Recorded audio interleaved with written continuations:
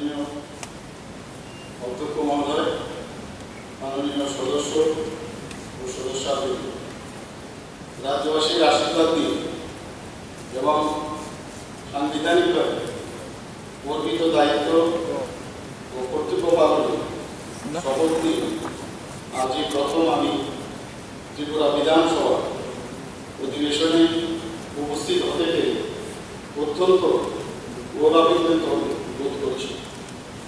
এই প্রথম আমি ত্রিপুরা বিধানসভার অধিবেশনে উপস্থিত হতে পেরে অত্যন্ত গৌরবান্বিতের সাথে সাথে আমি অত্যন্ত আনন্দিত।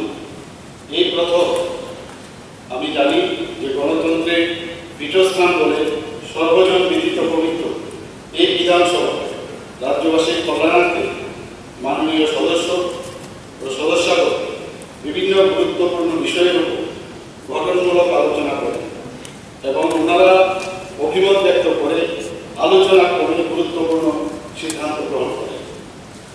আমি জানি যে বিজনেস অ্যাডভাইজারি কমিটির সিদ্ধান্তক্রমে অধিবেশনের প্রতিদিনে যে কার্যসূচি নির্ধারিত হয়ে থাকে জনকল্যাণকর এই সকল কার্যসূচিগুলি ত্রিপুরা বিধানসভার কার্য পরিচালন ও নিয়ম বিধি অনুসরণ করে প্রতিটি বিষয়ে গঠনমূলক আলোচনা হয়।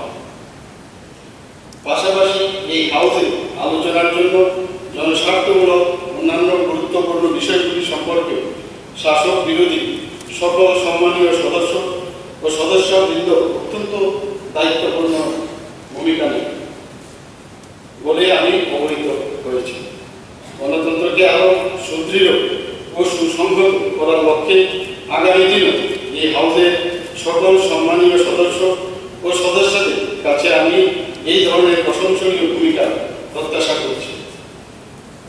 রাজ্যবাসী আমাদের সকলের পক্ষে ভরসা ও আস্থা বিশ্বাস রেখে গণতন্ত্রের মন্দির বলে খ্যাত এই পবিত্র বিধানসভা জনপ্রতিনিধিত্ব করার জন্য দায়িত্ব দিয়ে আমাদের পাঠিয়েছেন।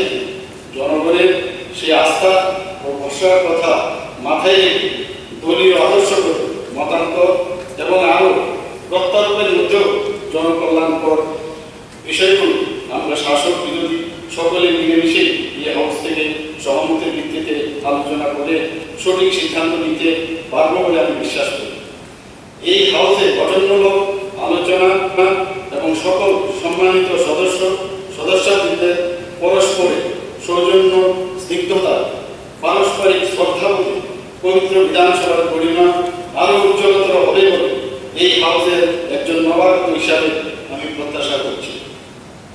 এইভাবে গণতন্ত্র আরো সুদৃঢ় হবে এবং যেমনটাই আমাদের সকলের কাম্য, এটাই আমার বিশ্বাস। এই হাউসের জনস্বার্থ ও জনগণের সমস্যা নিয়ে বাস্তব পরিপ্রেক্ষিতে গঠনমূলক আলোচনা হবে, এটা খুব প্রত্যাশিত।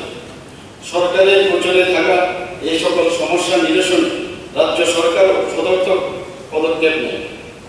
আমি এটাও বিশ্বাস করি যে পবিত্র বিধানসভা কার্য পরিচালনার ক্ষেত্রে বরাবরই এই হাউসের সকল সম্মানিত সদস্য মাননীয় অধ্যক্ষকে পূর্ণ সহযোগিতা করে আসছেন এবং আগামী দিনেও এই হাউসের পবিত্রতা ও মর্যাদা রক্ষা অঙ্গীকার নিয়ে নিজ নিজ অবস্থান থেকে আমাদের দায়িত্ব পালন করব। এই কটি কথা বলে হাউসের সকল মাননীয় সদস্যগণকে সাদরে আগাম শুভেচ্ছা আর অভিনন্দন জানিয়ে আমার কথা বলা শেষ করছি। নবাগত হিসাবে আমাকে সংক্ষেপে বক্তব্য রাখার সুযোগ দেওয়ার জন্য মাননীয় অধ্যক্ষের কাছে কৃতজ্ঞতা ব্যক্ত করি।